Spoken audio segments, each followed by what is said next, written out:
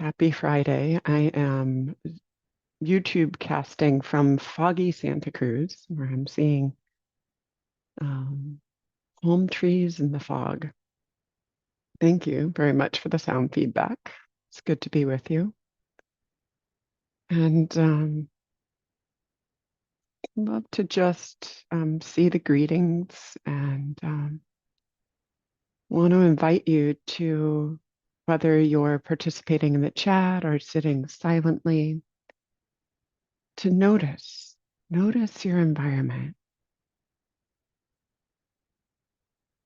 Notice whatever's out your window, if you have a window, whatever's around you in your room. Take a look around,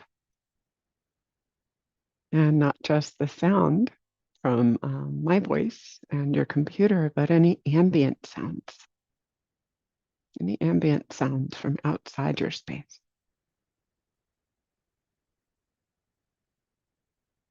Notice any mood or warmth or joy in your heart, sense of satisfaction from getting up early to meditate, taste of a last sip of coffee or tea before we settle in. And noticing too the weight of your body on the cushion or bed or chair.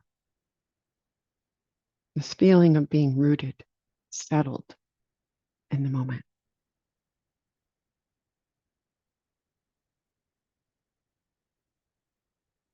And then when you're ready, allowing the eyes to soften, become receptive,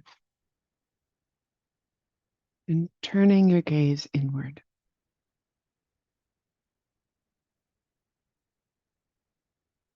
It can be helpful to take a couple, two or three, longer, slower, deeper breaths into the belly. And releasing the breath, letting go of any tension along with it.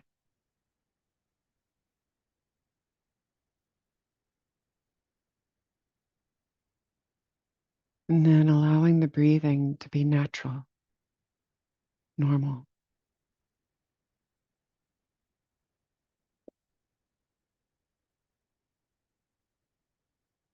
Closing the eyes when you're ready.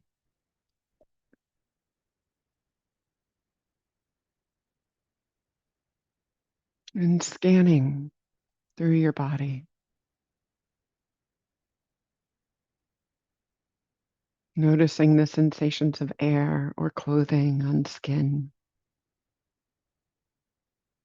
The amount of moisture or dryness in the air. Warmth or cool.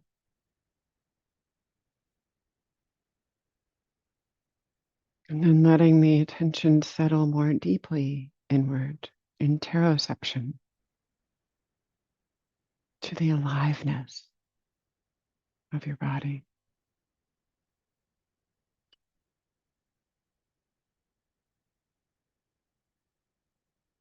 Perhaps rolling your shoulders and inviting any excess tension in the muscles of the neck and shoulders to release.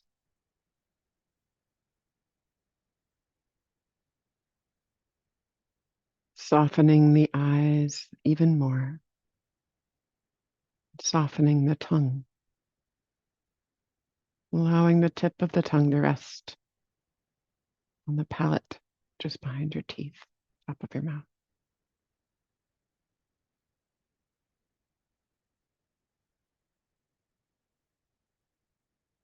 Allowing the spine all the way from the base of the skull through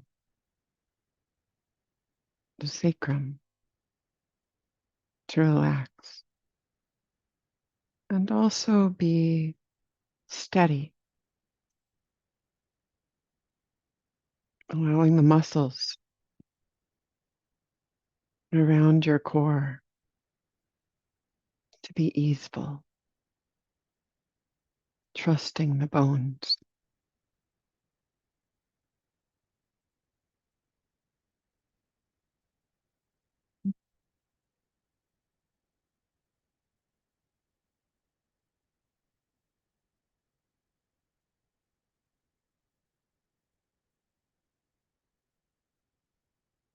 allowing the core of your body to be known, the viscera, the motions of breathing in your abdomen, belly, diaphragm, rib cage.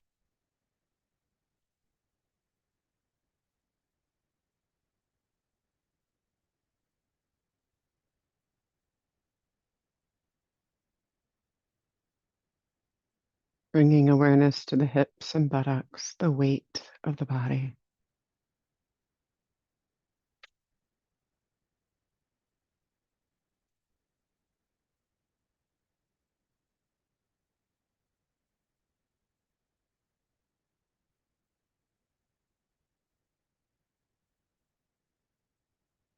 And allowing awareness to fill the legs and feet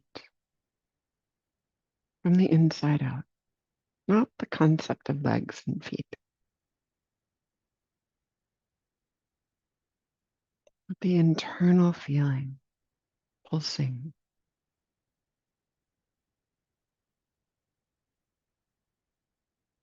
aliveness, vibration, or stillness.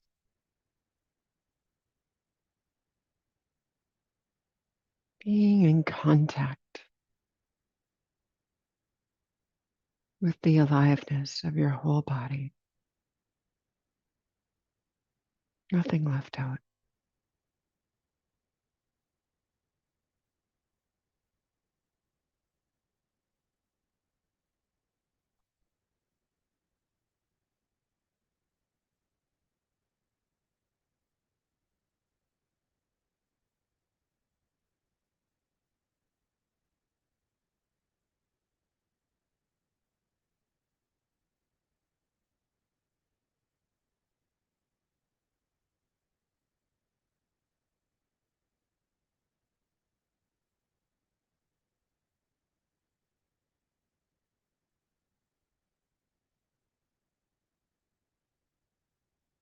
And then as you are in contact with this whole body, inviting the whole body to relax. And then inviting too, may this heart and mind be clear, open, soft.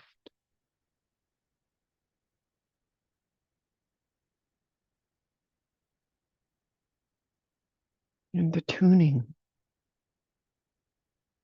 in to mindful awareness at the forefront of your attention.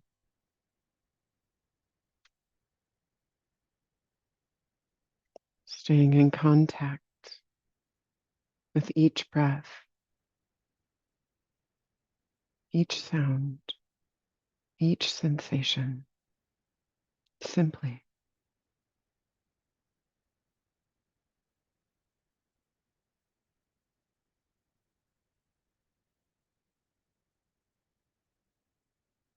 Noticing the beginning, the very inception of a breath, sensation, or sound.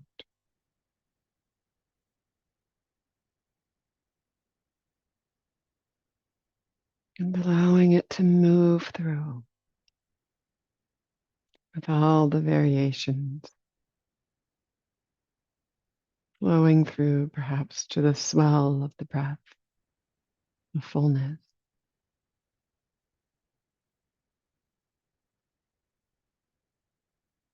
and then the release, the fading away of air or sound or sensation. In contact all the way through to that moment of stillness, that space between.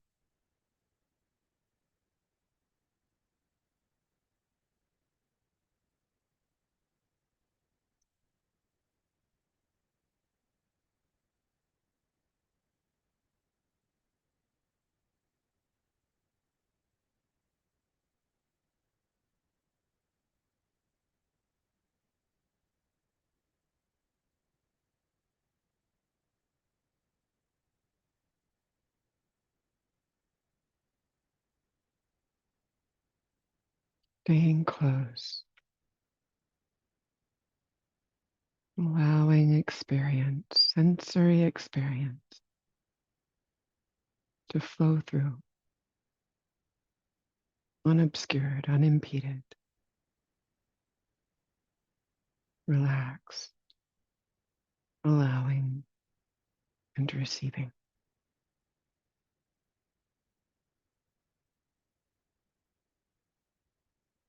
And we'll practice mostly in silence with an occasional prompt, perhaps.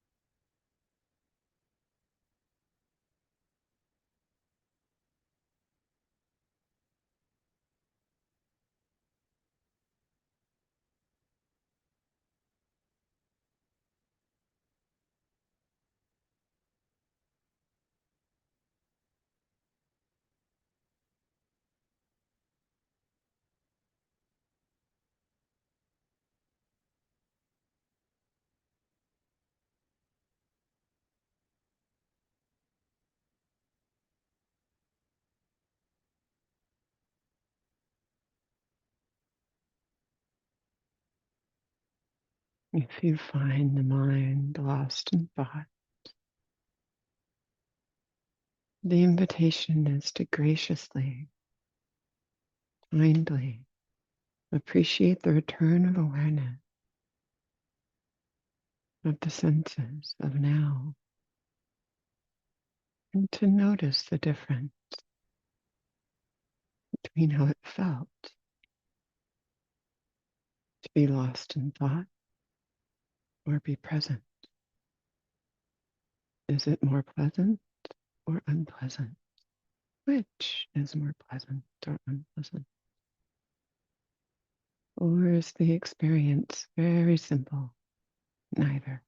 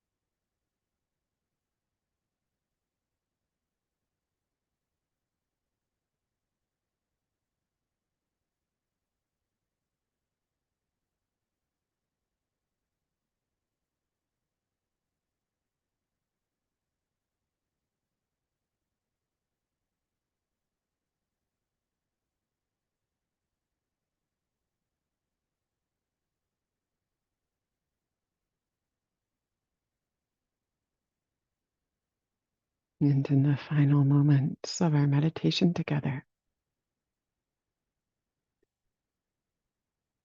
the invitation is to cast your gaze back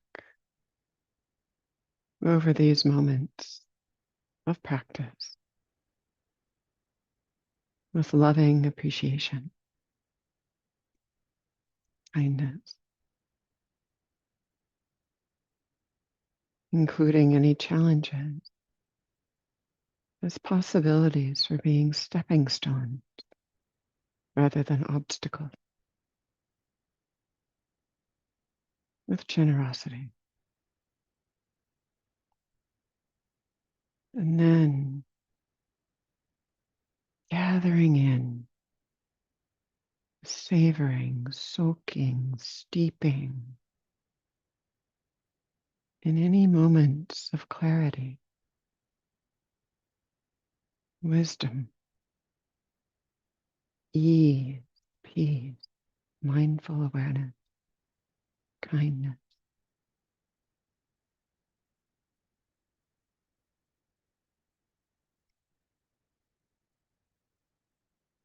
Letting them nourish your heart and mind.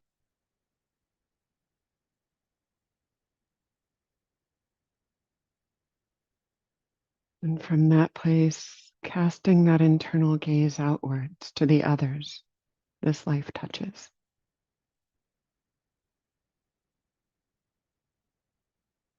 And offering them sincere wish that the benefits of your practice touch them as well. May others be happy, safe, peaceful, and free. And may our practice here together be a cause and condition for greater love, liberation, wisdom, and peace in the world.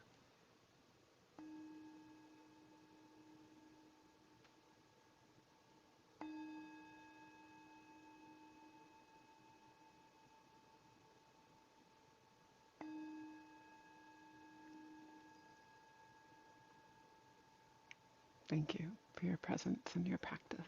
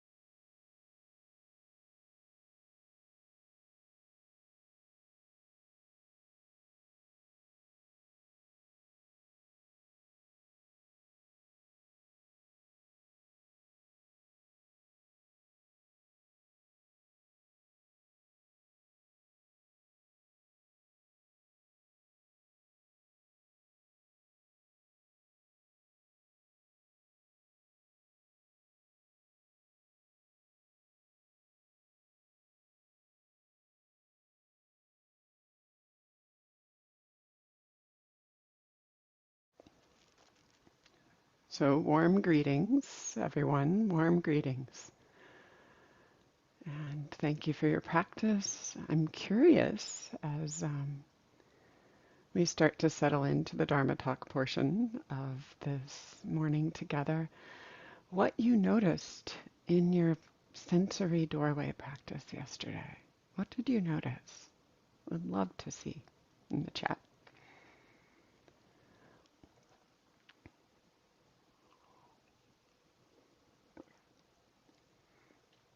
Which senses were most helpful in helping you stay present? What did you notice in the spaces? Or the difference between being in the senses and in the mind.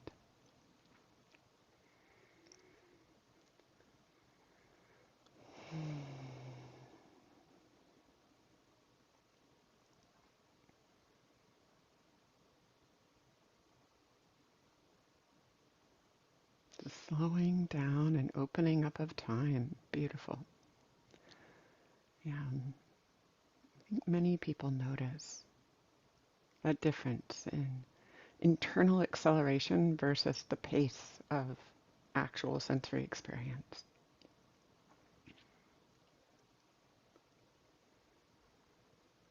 Any others?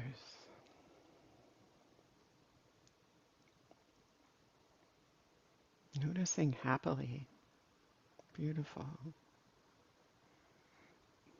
Tuning into what's left of a sense. Very powerful. The fleeting quality of bare attention. Peacefulness and quiet with young ones, young grandchildren. And a sense of attunement with other creatures. I love reading these. These are great. So because of the lag, I'm not going to be able to read all of them as I continue, but as I promised yesterday, I will read all of them once I'm done talking. I love learning about the vibrancy, aliveness, tenderness, all of it, grounding, centering that you're experiencing. And today, as I promised yesterday, we're going to play in the deep end of the pool of sensory doorway practice. And I want to start with an image. This is a simile from the ancient teachings. The Buddha talks about imagining pure light coming into a window at sunrise, open, clear, clean window panes. And that if there's no clutter in the house, no furniture, it lands on the far wall, the western wall, unobscured. Beautiful. The Buddha said that when faith, confidence, settledness in the practice are deep, practice of the senses can be like this. In other words, the 5 sense faculties become like those clear window panes for awareness itself. So, when clarity, that kind of simplicity exists by directly experiencing the senses, it's possibility for wisdom to arise. It's possible to know the difference between the contact of a sense object, like a bit of light with your retina, and to notice that simply with simple cognizance, vijnana it's called. And that all of this happens a split second before any evaluation. Any evaluation of pleasant, unpleasant, or neutral, Vedana, that we talked about yesterday. And that is often a clue, a way of loosening any hook, not what the Buddha called fetter. Sometimes shows up as resistance that might arise. So, this is useful because it stops the mind and heart from cascading to all kinds of other unhelpful stuff. And I'll give you a very simple example. So back during COVID lockdown, shelter in place, I was doing a lot of these online retreats at home. My job had us furloughed because of the kind of work we were doing. And I was practicing walking meditation in my living room, which looked out over a back porch that was basically mine, but the neighbors who owned the place would access it occasionally. And I was doing simple walking there, beautiful morning light, striking, I noticed, this big pile of clutter my neighbor had left on the porch. Or so I thought. Like, I noticed the light striking something and unpleasant come up, conditioned by past experience with the neighbor memory. And a split second later, the mind parsed that object as clutter. And then I could see the story arising about the neighbor and the grumpiness. Not huge grumpiness, but mild grumpiness. But what was so fascinating was I turned, and of course my walking path took me right back by that window again. And oh my goodness, what I thought was clutter was actually something else. So I say all of this because the act of perceiving itself, that moment of catching the unpleasant, allowed me to have a little more space from the evaluation and the judgments and to see the process of that very clearly. And it also allowed me to see that our preconceived notions, our memories, our attitudes, our biases, our views can actually shape how we see and even what we see. And this is true for the other senses as well. So in this case, aversion came up. In other cases, it might be desire or resistance or any host of other sort of secondary emotions, envy or Schadenfreude or appreciative joy, whatever's there. So in Buddhist teachings, often noticing this link between pleasant and unpleasant, the contact of our senses, pleasant and unpleasant, and the next thing is often taught as simple greed or aversion, and that's absolutely true. These are very basic responses. But the Buddha also taught this about emotions. So in a way, today is Emotions 2.1. We talked about them earlier in the week. But the Buddha taught in particular about the difference between householder or hooked emotions and Dharma emotions, emergent renunciation emotions. And they fall into three basic categories of sadness or grief, joy, and equanimity. And the sadness or grief, I'll just touch on very briefly because we talked about working with it a little bit earlier this week. And that is the difference. A hooked sadness or grief is sadness or grief that arises in conjunction with what comes up in the senses by grabbing onto it. So the true sadness, for example, of loss about hearing or seeing, that happens naturally for many of us as we age. So that's not to denigrate it, it's truly there. But rather than allowing it to inform and shape and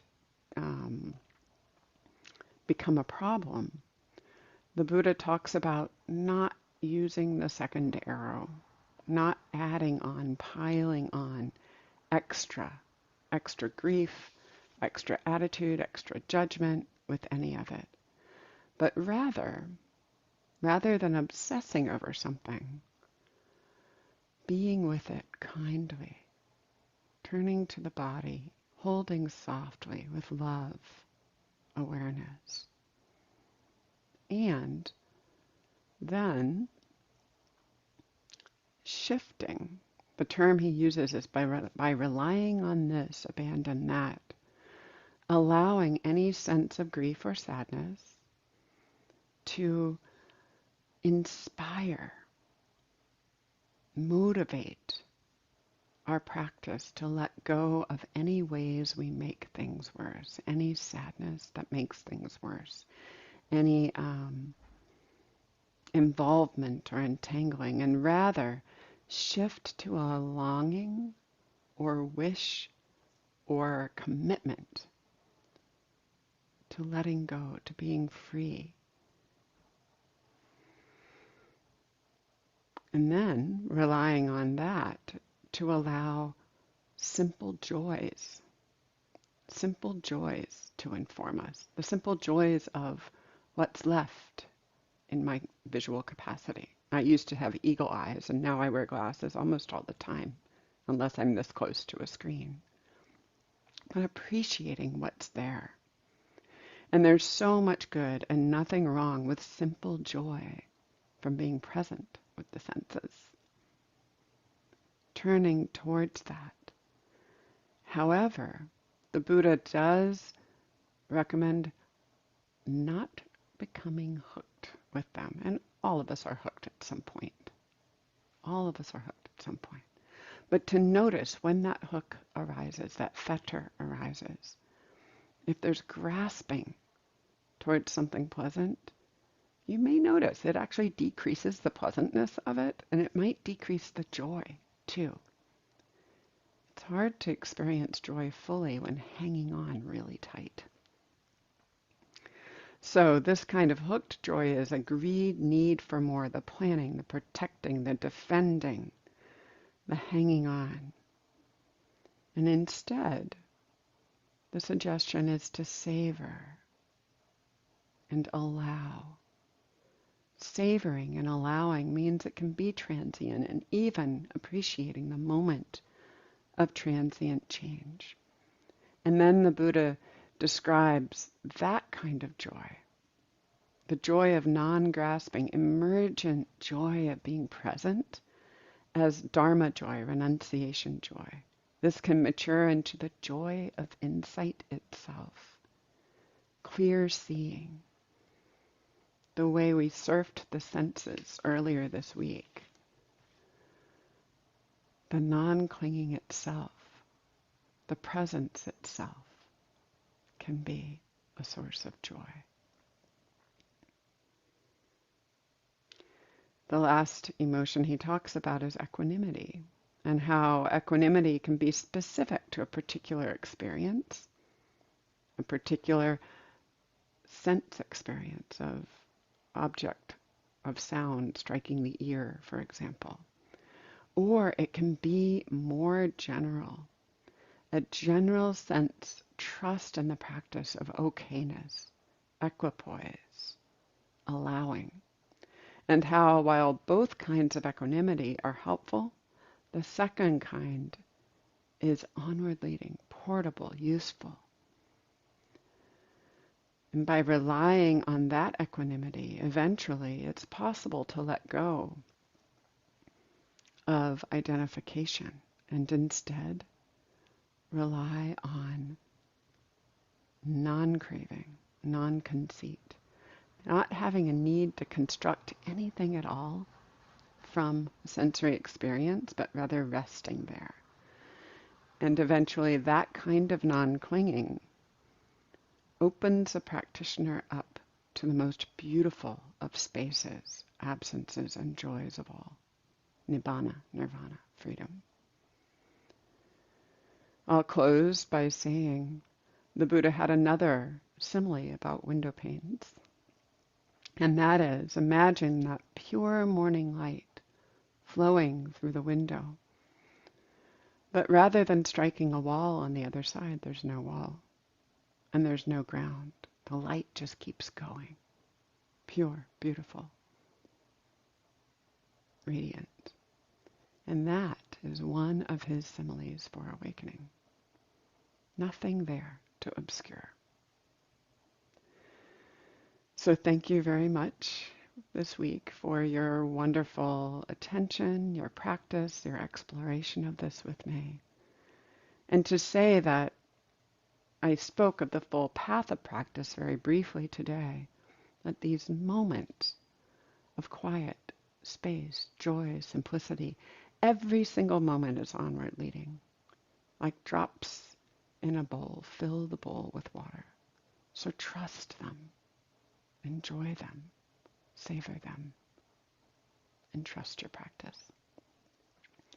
Thank you. It's been a delight to be with you this week. And please be well until we're together again.